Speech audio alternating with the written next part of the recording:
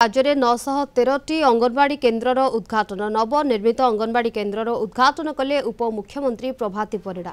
आगक सबु अंगनवाड़ी केन्द्र निजस्व गृह हो आस बुलीजा अंगनवाड़ी कार्यक्रम में गत 15 दिन में 3,53,000 लोक निजस्व मत देते।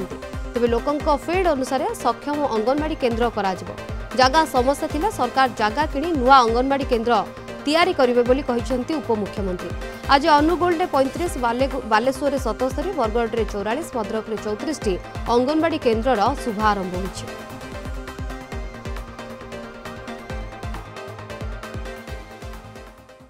आज आम पाखे अधा पड़ी कंस्ट्रक्शन कंप्लीट है हैंडओवर है 913टी अंगनवाड़ी।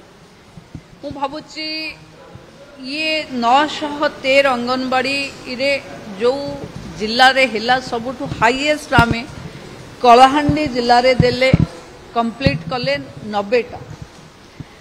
विभिन्न अंगनवाड़ी सेंटर रे निजस्व घर नथिले पिलांकर खेलना पिलांकर कैलेंडर ये सब सजई हुएनी पिलांक पई से परिवेश तैयारी हो पारेनी। तेणु राज्य सरकार माननीय मुख्यमंत्री निर्देश भी देइचंती मुख्य शासन सचिवों को कि तुरंत भावे ये अंगनवाड़ी सेंटर निजस्व घरे 100% कंप्लीट हम।